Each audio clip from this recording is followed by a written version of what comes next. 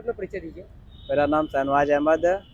मैं लल्लापुरा का हूँ। विद्यापीठ से महात्मा गांधी काशी विद्यापीठ से पढ़ा हुआ मैं डब्ल्यू किया हूँ सोशल वर्क। सामाजिक संस्था इंडियन न्यूज़ फाउंडेशन से कब जुड़े हैं?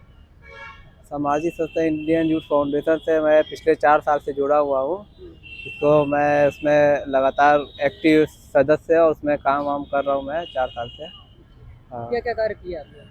मैंने वही ज़रूरतमंद का जो काम वाम था तो हम लोग सब लोग किया गया। उसके बाद ठंडी के दिन में कंबल में बांटा गया था। और 2-3 बच्चियाँ थी जो गरीब थी, उनके घर में शादी उदी के लिए पूरा दहेज वहेज का अरेंजमेंट कराया गया था। और रक्तदान दो बहुत लोग था, कम से कम सैकड़ों लोगों को रक्तदान द्वारा कराया गया हम लोग एनजीओ द्वारा। फ्री में बच्चों को शिक्षा के लिए, गरीब बच्चों के लिए कराया जाता है। कराया गया। हाँ, क्या कहना चाहेंगे इस मौके पर? हम यही कहना चाहते हैं कि इंडियन यूथ फाउंडेशन से आप लोग जुड़े हैं, क्योंकि ये लोगों के भलाई के लिए काम कर रहा है। तो आप लोग भी जुड़ेंगे तो ज़्यादा से ज़्यादा लोगों को मदद पहुँचेगा इससे आप लोग को। ठीक। सर, आपकी खिदमत हम आपके साथ हैं। सबसे पहले अपना परिचय दीजिए।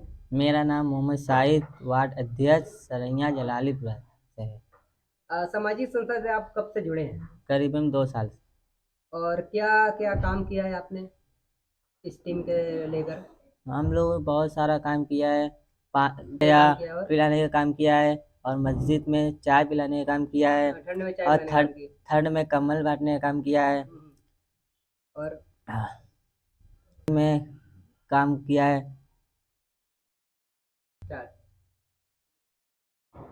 स्टार्ट। हम जब से जुड़े हैं तब से ज़िंदगी में बहुत सारा बदलाव आया है, और लाइट का भी काम किया है। और आप लोग भी जुड़िए, इंडियन यूथ फाउंडेशन को आगे बढ़ाइए। हमारा मकसद आपकी खिदमत, हम आपके साथ हैं। जय हिंद। सबसे पहले अपना नाम बताइए। मेरा नाम रमजान अली है और मैं इंडियन यूथ फाउंडेशन का एक युवा सम्मानित साथी हूँ। और मैं करीबन 2 साल से इंडियन यूथ फाउंडेशन में जुड़ा हुआ हूँ, उससे पहले से मैं जुड़ा हुआ हूँ। तो जब से हम इंडियन यूथ फाउंडेशन में हम लोग जुड़े हैं तो हम लोगों को बड़ी जानकारी हासिल हुई है। हम लोगों को मालूम चला है कि हमारी आखिर में हमारा पद है क्या। एक आम इंसान, एक आम नागरिक का जो पद है वो हमें जब इंडियन यूथ फाउंडेशन में हम लोग जब शामिल हुए तब हमें मालूम चला कि एक आम आदमी क्या कर सकता है। हर एक आम आदमी के अंदर इतनी ताकत है कि वो सिस्टम बदल सकता है, हर चीज़ को बदल सकता है। और जहाँ तक हमारे इलाके की बात हुई तो इंडियन यूथ फाउंडेशन में जब तक हम जुड़े हैं, चाहे वो खम्भे पे की लाइट की समस्या हो, पूरी लाइट लगी है, हम लोग खड़ा होकर खुद लगवाए हैं। चाहे वो सीवर लाइन डैमेज होकर फट गई हो या पानी बह रहा हो, उसको भी हमने बनवाया है। और गंदा पानी आ रहा था बम्बा में नल में, तो उसको भी हमने बनवाया है। और हम लोगों ने लोगों को जागरूक भी किया है कि देखिए अगर कोई भी ऐसी परेशानी हुआ करे तो आप लोग कॉल कीजिए करें हमें।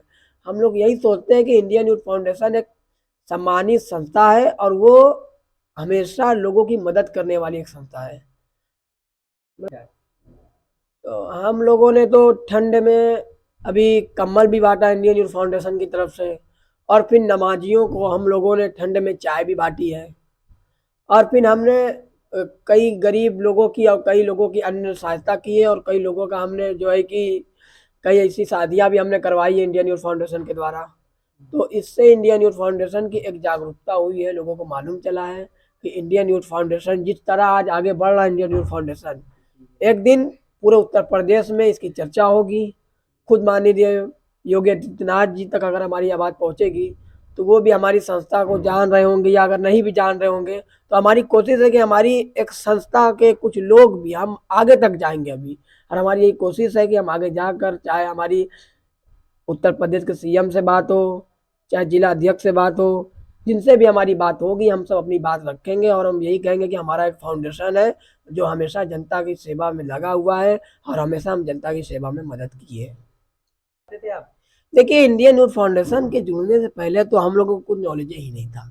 और जब से हम लोग इंडियन यूथ फाउंडेशन में जुड़े तो हम लोगों को मालूम चला कि हमारी क्या वैल्यू है। और उसके बाद हम लोगों ने बहुत लोगों की मदद की। और इंडियन यूथ फाउंडेशन के जुड़ने से पहले हम लोगों को कुछ जानकारी नहीं था कि कौन नंबर किस तरह का है, किस पर कॉल करना चाहिए, कौन नंबर हमारी मतलब काम करवा सकता है। जब से हम लोग इंडियन यूथ फाउंडेशन में जुड़े तो हम लोगों को बड़ी जानकारी हासिल हुई कि इस नंबर से या इस कॉल द्वारा या इस अधिकारी से मिलकर या इस सीएम से मिलकर हमारा कोई काम हो सकता है।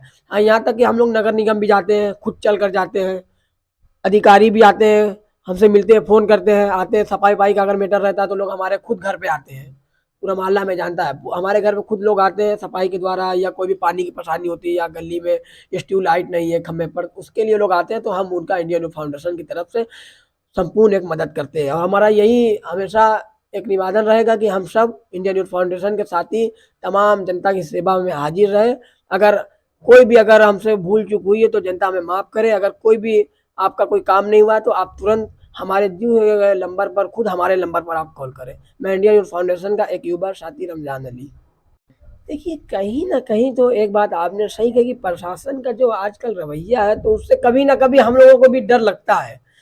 जिस तरह पुलिस वालों की बात होती है, देखिए पुलिस वालों का काम है आम जनता की सेवा करना, ना कि आम जनता को डरवाना, ना उनको कुछ करना। और पुलिस वालों की यही सेवा है कि आम जनता को अगर कोई प्रॉब्लम हो या वो कोई समस्या में हो तो पुलिस वाले उनकी मदद करें। और जहाँ तक इंशाअल्लाह अभी तक तो हमारे उत्तर प्रदेश की पुलिस की जो रवैया है थोड़ा ठीक ही है, मगर कहीं न कहीं उत्तर प्रदेश से ही ऐसे-ऐसे वीडियो आते हैं जहाँ पुलिस कुछ महिलाओं को मारती दिख रही है। तो मैं कहना चाहूँगा कि इस पर योगी आदित्यनाथ जी को भी एक संपूर्ण बात करनी चाहिए, या उन लोगों के ऊपर कार्रवाई करें, उन पुलिस वालों के ऊपर जो गलत कदम उठा रहे हैं। क्योंकि महिलाएँ हमारे देश की इज़्ज़त हैं, महिलाओं से पूरा देश चलता है। जहाँ जहाँ आम इंसान भी खड़ा है तो वहाँ महिला भी साथ में खड़ी है। तो मैं ये कहना चाहूँगा। और अगर हम लोग कभी-कभार जो है कि नगर निगम के कोई अधिकारी आते हैं, तो उनसे हम लोग बात करना चाहते हैं, बात भी कर लेते हैं, तो ऐसी कोई प्रॉब्लम नहीं है। मगर मैं यही कहना चाहूँगा कि कानून और व्यवस्था और बढ़िया होनी चाहिए कि एक आम इंसान, एक आम नागरिक कभी कानून से डरे ना, वो खुद कर कानून का सपोर्ट करे। देखिए, सबसे पहली बात, अगर हमारे थाने पर कोई भी चौकी इंचार्ज जी आते हैं, तो सबसे पहले हम सब उनका तहे दिल से इस्तकबाल करना चाहते हैं। उनको हम लोग जाते हैं, माला पहनाकर उनका इस्तकबाल करना चाहते हैं कि आप हमारे चौकी के नए इंचार्ज हैं।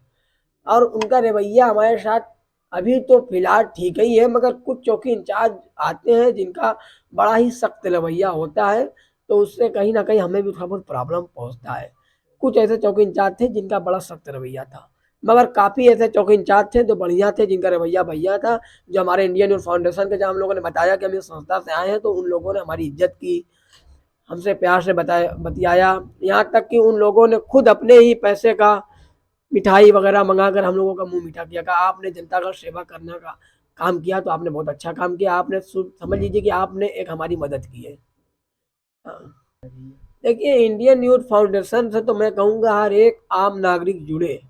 क्योंकि जब अगर आम नागरिक को अपना हक नहीं मालूम होगा, उसको अपनी पहचान नहीं मालूम होगी, तो वो कैसे आगे बढ़ेगा। मेरी यही कहना है कि अगर मेरी आवाज़ जहाँ तक पहुँच रही है, जो भी भाई मेरी अगर आवाज़ को सुनेंगे, तो वो तमाम भाई इंडियन यूथ फाउंडेशन के द्वारा जुड़े। वो हमारा भी नंबर नोट कर ले। तमाम नंबर, अगर हमारा नंबर नोट कीजिए, खुद पर स्क्रीन पे आ जाएगा हमारा नंबर। मगर मैं कहना चाहूँगा कि आप लोग ज़्यादा से ज़्यादा तादाद में आकर इंडियन यूथ फाउंडेशन से जुड़े, अपने आप को जागरूक करें। क्योंकि जब आप जागरूक होंगे तभी युवा पीढ़ी चल पाएगी, नहीं तो ये युवा पीढ़ी खोखली हो जाएगी। तो मैं ये कहना चाहूँगा कि तमाम युवा पीढ़ी जागरूक हो। अभी भी हमारे पास है कि हम जागरूकता का एक अभियान चलाएँ। कहीं न कहीं इंडियन यूथ फाउंडेशन में भी हम लोगों ने जागरूकता का अभियान चलाया है, और इंशाअल्लाह फिर भी हम चलाने की कोशिश करेंगे। जो लोग सो गए हैं, उनको उठाने की हम फिर दोबारा कोशिश करेंगे।